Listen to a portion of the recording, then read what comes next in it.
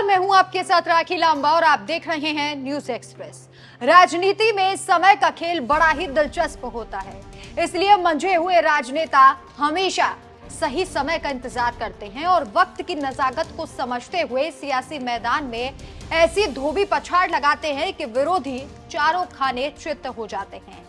इसलिए राजनीति में समय के खेल को समझना बेहद जरूरी होता है। और वैसे भी आपने सुना ही होगा कि समय बहुत ही बलवान होता है।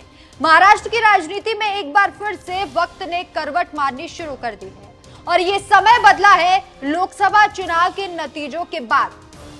शिवसेना को और फिर एनसीपी को जिस तरह से तोड़कर दो टुकड़ों में बांट दिया गया, एक के नेता बन गए शिंदे और दूसरे के नेता बने अजित पवार, और फिर इन्हीं में से एक शिंदे सीएम बने और दूसरे अजित पवार डिप्टी सीएम बन गए। और बीजेपी की तरफ से फडणवीस तो है ही।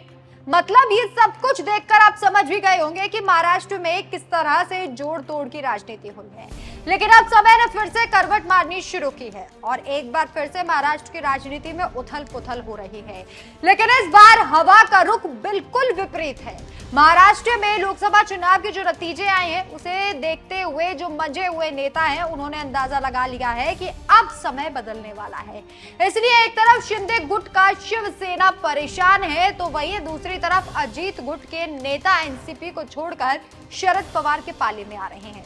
अभी हाल ही में छगन भुजबल के शरद पवार से मिलने की खबर आई, फिर अटकलें लगनी शुरू हो गई थी कि अब भुजबल पाला बदलने वाले हैं। इसके अलावा शरद पवार ने अजित पवार गुट के 4 और नेताओं को भी अपने गुट में शामिल कर लिया। जी हां, एनसीपी के पिंपरी चिंचवाड़ इकाई के प्रमुख अजीत गवाहाने शरद पवार के साथ आ गए हैं।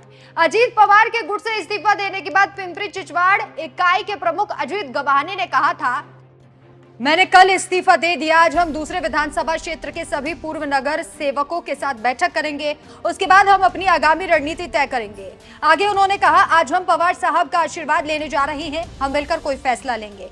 मेरे साथ राहुल भोसले, यश साने और पंकज घालेकर ने भी इस्तीफा दे दिया है। अगर आप पिंपरी चिंचवाड़ शहर को देखें तो इसका विकास बहुत अच्छे से हुआ था, इसमें अजित पवार का बहुत बड़ा योगदान था। लेकिन 2017 से बीजेपी ने पीसीएमसी पर कब्जा करना शुरू कर दिया और तब से विकास गलत तरीके से हो रहा है। अगर आप दूसरे निर्वाचन क्षेत्र को देखें तो जिस तरह से विकास हुआ है उससे पता चलता है कि गलत चीजें हुई हैं, भ्रष्टाचार हुआ है। इसके लिए मौजूदा विधायक जिम्मेदार हैं। तो इस तरीके से इस वक्त महाराष्ट्र की राजनीतिक हवा बदल रही है। सीएम और deputy CM Ajit Pawar tension में आ गए हैं। इसी बीच सुप्रिया सुले ने अपने चाचा और डिप्टी सीएम अजित पवार पर अपने पिता शरद पवार को अपमानित करने का आरोप लगा दिया। दरअसल अजित पवार ने पुणे में जिला योजना एवं विकास समिति का गठन किया था। इस बैठक में 17 विधायक समेत 7 से 8 सांसदों ने हिस्सा लिया था। इस दौरान बारामती से लोकसभा सांसद सुप्रिया सुले और राज्यसभा सांसद शरद पवार भी मौजूद थे। अजित पवार बैठक की अध्यक्षता करते हुए नजर आए थे। बैठक के दौरान जब अजित पवार की एंट्री हुई थी तो उनके चाचा शरद पवार उन्हें देखकर सम्मान देने के लिए अपनी जगह पर खड़े हो गए थे। शरद पवार के इस बर्ताव ने सभी का दिल जीत लिया था। वहीं पिता के इस फैसले पर प्रतिक्रिया देते हुए सुप्रिया सुले ने इसे प्रोटोकॉल करार दिया। सुप्रिया सुले का कहना था कि उनके पिता ने सिर्फ प्रोटोकॉल का पालन किया, इससे सभी कार्यकर्ताओं को प्रेरणा लेनी चाहिए।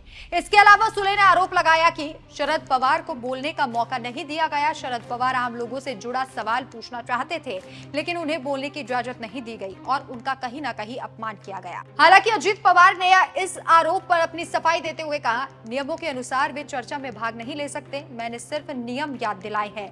अजित पवार को मैं अपना देवता मानता हूँ और हमेशा उनका सम्मान करता रहा हूं। सुप्रिया सुले गलत बयानबाजी करने की कोशिश कर रही हैं। तो इस तरह से आप समझ सकते हैं कि महाराष्ट्र विधानसभा चुनाव से पहले वहां की राजनीतिक हवा कैसे बदल रही है और किस तरफ बहना शुरू कर दिया है। और ये सब कुछ हो रहा है लोकसभा चुनाव के नतीजे आने के बाद। वैसे आपको क्या लगता है, इस बार महाराष्ट्र के विधानसभा चुनाव में किसका पलड़ा भारी होने वाला है? हमें कमेंट करके जरूर बताएं।